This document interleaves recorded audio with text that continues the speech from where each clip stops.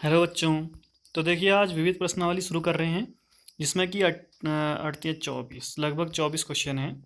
आप देख लेना। तो आज शुरू के 7 क्वेश्चन कराए जाएंगे, बाकी के क्वेश्चंस आने वाली वीडियोज में चलते रहेंगे। तो देखना कि जितना भी अभी तक आपने पढ़ा सिक्स्थ वाले चैप्टर में, वो सारे के सारे क्वेश्चन यहाँ मिलेंगे। हर तरह के क्वेश्चन मिलेंगे आप लोगों को, अलग अलग जैसे क्वेश्चन देखने को मिलेंगे और कुछ बहुत नए क्वेश्चन भी मिलेंगे। ठीक है, तो इनको ज़रा अच्छे से समझना।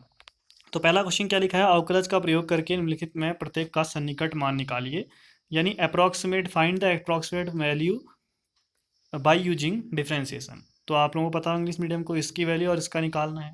तो ये हमने करे हैं क्वेश्चन पीछे, तो मैं इन्हें स्टार्ट करा रहा हूँ पहले क्वेश्चन को। तो देखिए पावर में 1/4 है। अगर मैं अंदर वाले हिस्से को 17/81 को अगर हम दो तरीके से लिखें, 16/81 और 1/81, तो जो पहला वाला हिस्सा है देखो 16/81, 16 को आप 2 की घात 4 और 81 को 3 की घात 4 लिख सकते हो, यानी 2/3 की घात 4 लिखोगे तो बाहर 1/4 है, कट जाएगा।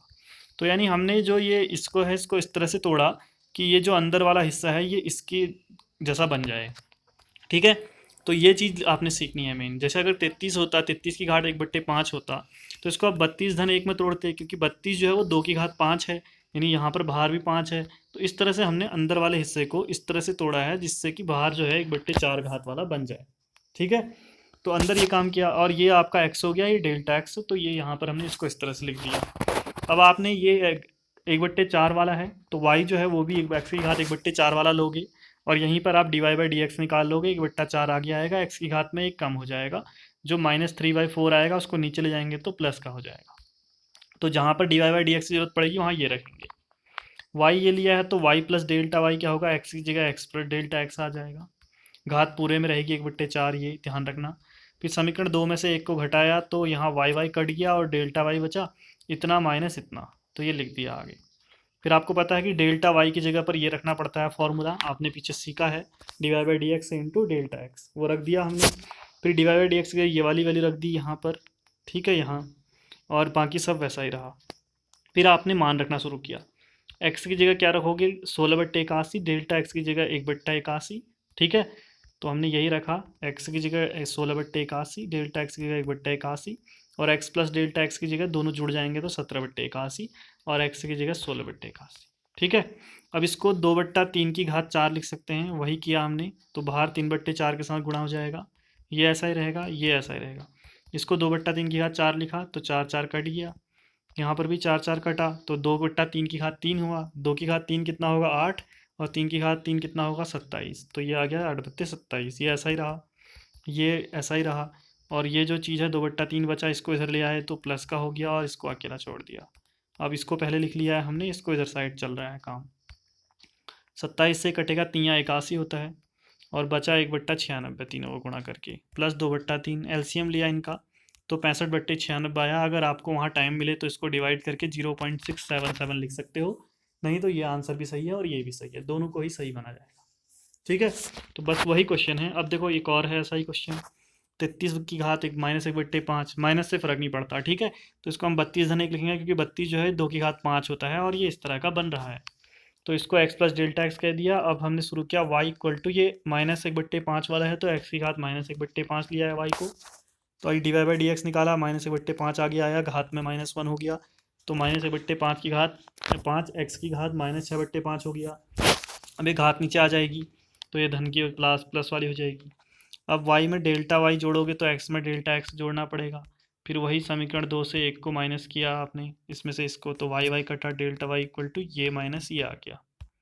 अब एक वही रखना शुरू किया, डेल्टा y की जगह आप dy/dx डेल्टा x रख सकते हो, रखा, और बाकी सेम। फिर dy/dx की जगह यहाँ से लिख लिया ये। ठीक है, अब उसके बाद x की जगह 32 रखोगे, डेल्टा x की जगह 1, यहाँ पर देखो 32 रखा, डेल्टा x की जगह 1, यहाँ 32 धन 1 33 हो गया, यहाँ 32। अब 32 को आप 2 की घात 5 लिख सकते हो, वो हमने लिखा है हर जगह। यहाँ भी लिखा तो 5 5 कट गया, यहाँ भी लिखा। ठीक है, ये वाले में ये वाला जो है यहाँ भी लिखा, और इसको इधर ले आए हैं साथ ही, प्लस का भी हो गया है। ठीक है, और ये ऐसे रहा। फिर ये वाली चीज़ तो 2 की घात -1 है तो बट्टे में जाएगा, 2 की घात +1 हो जाएगा, और यहाँ -1/2, 320 बचा, ये 2 की घात 6 बचेगा, तो वो होता है आपका 64, और पंजे 64 पंजे 320। फिर इन दोनों का एलसीएम लोगे और हल करोगे, ये आएगा। आप चाहो तो समय मिले तो इसको हल करके ये भी निकाल लेना, और ये दोनों ही आंसर सही माने जाएंगे। ये आपका आंसर है। अगले क्वेश्चन में चलते हैं। कह रहा है सिद्ध कीजिए, prove that F X equal to, ये एक फलन है, फंक्शन है, एक्स इक्वल टू ई पर उच्चतम है, यानी एक्स इक्वल टू ई पर इसको मैक्सिमम दिखाना है। तो हमने क्या काम किया, एफ एक्स ये है, आपने एफ डेस एक्स से निकाला, डिवाइड वाला रूल पहले नीचे वाला आएगा, ऊपर वाले का अवकलन 1/x हो गया, माइनस ऊपर वाला नीचे वाले का अवकलन x का 1 हो गया, बट्टे में नीचे वाले का स्क्वायर यानी एक्स स्क्वायर हो गया। थोड़ा एक्स एक्स कट गए तो 1 माइनस लॉग एक्स अपॉन ये बचा, इसको जीरो रखा तो क्या होगा, ये एक्स स्क्वायर जीरो में चल जाएगा, 1 इक्वल टू लॉग एक्स हो गया। 1 को आप लॉग ई ऑफ ई लिख सकते हो, मैंने बताया था ना लॉग 5 ऑफ 5 ये भी 1 होता है, दोनों जगह सेम हो। तो अब जो सामान्यतया अगर 1 जो होता है वो लॉग ई और ई होता है, क्योंकि इधर भी लॉग ई ऑफ एक्स है, ये अगर खाली ऐसे लिखा है तो इसका मतलब इसके बेस में यानी आधार में ई होता है हमेशा। ठीक है, तो ये हो जाएगा, बाद में आप कंपेयर करोगे तो ये लॉग ई और लॉग ई हट जाएंगे तो एक्स इक्वल टू ई आ जाएगा। यानी ये नहीं भी निकालते तो चलता, क्योंकि क्वेश्चन में आपको दिया है कि एक्स इक्वल टू ई पर दिखाओ। वो आपने क्या काम किया, एफ डबल डैश एक्स निकाला, इसको डिवाइड वाला नियम यहाँ पे भी लगाया, नीचे वाला फिर ऊपर वाला, और हल करने के बाद लास्ट में आपके पास ये आया। अब आपने एक्स की जगह ई रख दिया, ई रखा तो यहाँ -3 2 ई, यहाँ लॉग ई ऑफ ई हो गया, ये 1 होता है तो -3 + 2 ई माइनस ई हो जाएगा, और ये माइनस ई से कटेगा एक बार तो -1 अपॉन ई क्यूब आएगा, जो कि नेगेटिव आ रहा है, ऋणात्मक यानी लेस देन 0 है, यानी ये उच्चतम है, क्योंकि आप डबल डैश पे चेक कर रहे हो। बस यही आपको उच्चतम दिखाना था, मैक्सिमम दिखाना था। ठीक है, अगला क्वेश्चन देखते हैं, तीसरा क्वेश्चन। इसमें कह रहा है कि आपके पास एक समद्विबाहु त्रिभुज आइसोसेलेस ट्रायंगल है जिसकी दो साइड इक्वल है, ये और ये, थोड़ा बनाने में गलत बना है, और जो बेस है यानी आधार है वो बी है, ये आपको दिया है, ये दोनों हमने एक्स मान लिए। ठीक है, और बोल रहा है कि जो इसकी समान भुजाएं हैं यानी ये एक्स वाली, यानी जो इसकी इक्वल साइड्स हैं वो 3 सेंटीमीटर पर सेकेंड की रेट से घट रही हैं। तो हमने ये घट रही हैं यानी dx/dt हो गया, और घटने का मतलब माइनस में, तो -3 हमने लिखा है। उसने सिर्फ इतना बोला है कि इसकी इक्वल साइड्स जो हैं वो डिक्रीज हो रही हैं, कम हो रही हैं, घट रही हैं। तो हमने एक्स लिया है उस साइड को जो इक्वल हैं, और हमने उससे अपने आप बनाकर लिखा dx/dt जो है वो -3 हो जाएगा करके। ठीक है, और कह रहा है जब ये इक्वल साइड तीसरे के इक्वल हो जाएगी, एक्स और बी इक्वल होंगे, तो उसमें बताओ इसका एरिया यानी इसका क्षेत्रफल किस रेट से घट रहा है। तो dA/dt आपको निकालना है क्षेत्रफल को। तो हमने क्या काम किया, ये एक परपेंडिकुलर डाला नीचे, और इस एक किसी एक त्रिभुज में ये बी है तो ये आधा वाला हिस्सा b/2 होगा। ठीक है, एक सेकेंड, ये छोटा हिस्सा b/2 होगा, आधा होगा, ये x है तो ये कितना आ जाएगा, इसका स्क्वायर माइनस इसका स्क्वायर, कर्ण का स्क्वायर वाला लगाएंगे तो ये आ जाएगा। ये हमने AD निकाल लिया, ज़रूरत पड़ेगी इसकी। फिर हमने कहा कि चलो हमें त्रिभुज का निकालना है, तो हम मतलब इसका एरिया निकालना है, क्षेत्रफल, तो हमने आइसोसेलेस ट्रायंगल का ये त्रिभुज का क्षेत्रफल लगाया, 1/2 बेस इंटू हाइट होता है ना, तो base BC into AD, BC की जगह तो हमने B रख लिया। ठीक है, AD की जगह ये निकाला था, ये रख लिया, इधर लॉसो लिया LCM इसका, और फिर 4 बाहर आ गया 2 करके, और इस 2 के साथ मिलके 4 बन गया, इतना आया। अब आपने A'(x) निकाला, ये पूरा x का है, B यहाँ पे कांस्टेंट होगा, कांस्टेंट मतलब फिक्स होगा, ये वाली साइड तो फिक्स होगी ना, घट बढ़ नहीं सकती, ये बढ़ घट सकती है, क्योंकि इसके बारे में भी हमें पता नहीं है। तो हमने A'(x) निकाला तो ये तो ऐसा ही रहा, ये √x है तो 1/2 √x, फिर अंदर 4x स्क्वायर का करोगे 8x होगा, b स्क्वायर का 0 होगा तो 8x आया, फिर x का भी करना पड़ेगा तो dx/dt। अब dx/dt क्वेश्चन में दिया है -3 रख लिया, बाकी ये वैसा ही रहा। ठीक है, आपस में कटे, ये 4 × 8 और 8 कट गया, फिर उसके बाद ये बचा, तो इस तरह का हो गया। अब जब x और b इक्वल हैं तो उस समय आपको A'(x) यानी dA/dt निकालना है, तो इसको dA/dt भी लिख सकते थे। ठीक है, फिर उसके बाद क्या काम किया हमने, यहाँ पर x की जगह b रख दिया, और ये इस तरह का बना। फिर उसके बाद देखो √3 से 3 कटेगा, √3 बार, b से 1 भी कटेगा, यानी -√3b आ जाएगा आंसर। मात्रक क्या होगा, सेंटीमीटर स्क्वायर पर सेकेंड, क्योंकि dA/dt लिखते हैं अगर इसको, तो ऊपर a सेंटीमीटर स्क्वायर होता है, t समय होता है, तो ये इसका आंसर आ गया। यहाँ आंसर निकालना है, मैक्सिमम मिनिमम कुछ नहीं दिखाना है। ठीक है, समझ गए ना। हो सके तो जहाँ जहाँ A'(x) से लिखा है ना, यहाँ यहाँ आप जब किया तो dA/dt लिख लेना। ठीक है, बाकी आपकी मर्जी, ऐसे भी सही है वो भी सही है। अब देखो ये चौथा क्वेश्चन, ये उदाहरण 45 की तरह है, जहाँ पर हमसे कहा था कि x² = 4y दिया है और पॉइंट 1,2 दिया है, इक्वेशन ऑफ नॉर्मल यानी इस अभिकलन का समीकरण निकालो। लेकिन वहाँ क्या बोला था ना वहाँ बोला था कि x square equal to 4y पर एक बिंदु 1,2 है, और इस पर जो अभिलंब बनेगा इसके किसी दूसरे बिंदु पर जो बनेगा नॉर्मल, उसको निकालोगा। तो अब यहाँ क्या बोला है, यहाँ बोला है जो 1,2 पॉइंट है ना, इस पर निकालो।